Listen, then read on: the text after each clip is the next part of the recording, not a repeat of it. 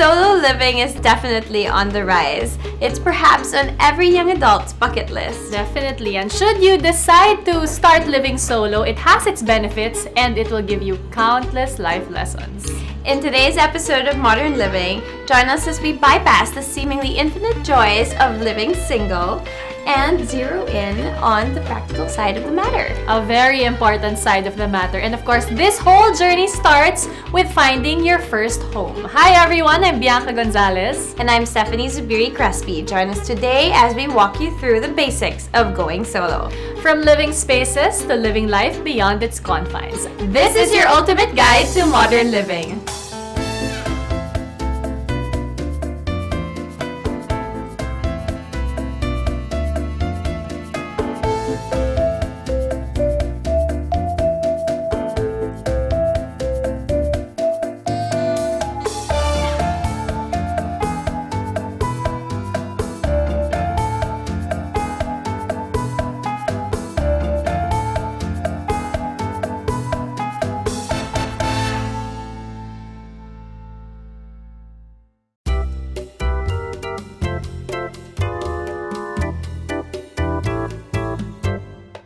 Whether it's a studio type, a single bedroom, or loft type of condo unit.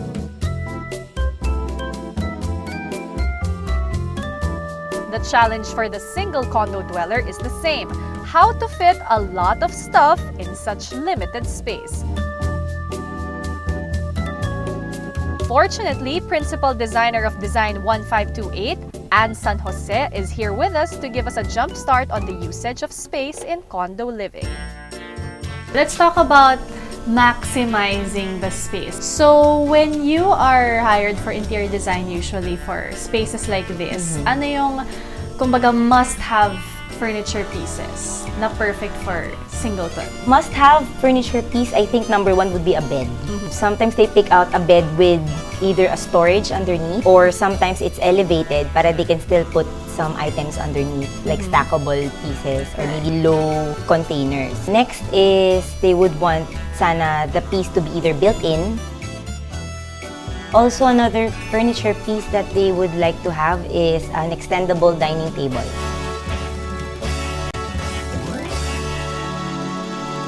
How about space savers? Siyempre, sa dami ng damit, sapatos, parang ang dami talagang i-fit into one small space. So, what are your best space-saving tips? Again, built-in pieces would be the number one talagang space saver piece. Sometimes we call it transformer furniture also. Right. Because, for example, a bed, it doesn't necessarily need to be just the bed with a mattress on top. We can put drawers on the side. Hindi lang isang drawer, we can still put cabinets below it. We can also put storage drawers underneath the bed. So does that mean you recommend furniture na pagawa instead of bought and then placed in the condo? For very, very small spaces, it's really nice na pasadya yung piece kasi you need to maximize every square inch of the space. Kailangan you have to work with your designer and your contractor talaga in order to get the most out of your spaces. It's also nice to maximize storage underneath the stairs. So sometimes we do storage cabinets there for the shoes, sometimes cleaning supplies, sometimes beddings or even luggages pag nagta-travel, ganyan. And so how about price point? Kasi syempre, for someone who is also living in a condo, na nasa budget din yan, is there a big difference with furniture that you can buy from somewhere and yun nga, furniture that you have made specifically para sa place mo? Yeah, of course. There's a big price difference. Furniture that's bought na lang outside, since it's mass-produced, mas mura siya. But the thing is, you don't really get to customize it better. Like, sometimes kung ano yung fabric, for example, sofa bed, kung ano yung fabric niya, yun na yun. Kung ano yung, kung leatherette siya, it's just leatherette. Unlike if you do cabinets or beds, you can even choose the headboard fabric. You can choose the finish for the bed, whether it's varnish or duco or laminate. So you can choose a lot. Actually, now, it's good that you mentioned that already because I want to talk about personalizing your space. Syempre, ang impression ng studio, parang you live in a box. What tips can you give with the little things that you can add on into your space to make it more you, more homey. During the design process, I ask them, what is your hobby? What do you like the most? Even down to the what is your favorite color? Okay. Para siya slam book. Yeah. Parang ganun. Yeah. Through there kasi I get to know more about the client. So, with that, sometimes kasi they have their own favorite piece, like artwork or a favorite instrument. We make it very personalized there. And if ever they have, say for example, they're an artist, I try to make the space, like for example, yung accent wall niya would be something that he or she drew. Something para may personal touch pa rin. But I'm sure you've had clients also na may space na pero gusto nilang ibahin, Yeah. i-rearrange, i-renovate. What are the usual mistakes of condo dwellers with the way they lay out their space? Siyempre, whenever it's your first time to move in there, so Right. siyempre, you're so excited, yeah, I'm gonna buy all the pieces na. And then later on, they'll find out na, oh my gosh, it's that like the sofa doesn't fit. You're supposed to get a 2-seater lang pero they got a 3-seater. So what do you do about that? So pag ganun, really try to look for a very nice suitable space for that para mag-fit siya. So your tip for that, of course, is to talagang know the measurements? Yes, How of is course, you need to measure talaga.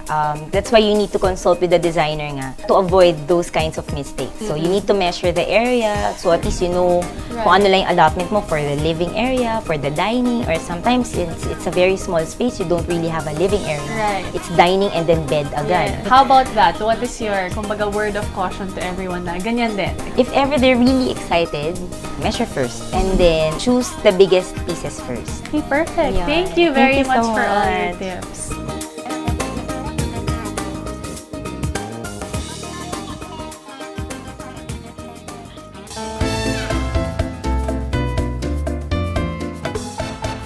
Choosing to live on your own is the first step to becoming independent. And once you've made that crucial decision, the next step is to determine whether you'll opt to rent or buy your own place. Both options have its pros and cons. While renting may seem like a more viable and affordable option on the onset, you have to consider that buying your own home is a worthwhile investment, and in the long run, will be a better alternative. You may have to shell out a bigger amount when you decide to purchase your own property, but at least it doesn't just end up in your landlord's pockets. Consider it as an investment for your future, one that you and your family will be able to benefit from. At BDO, we design our home loan packages based on our clients' lifestyle and budget. We provide a means for them to achieve their goal while being able to manage their finances without worry or difficulty.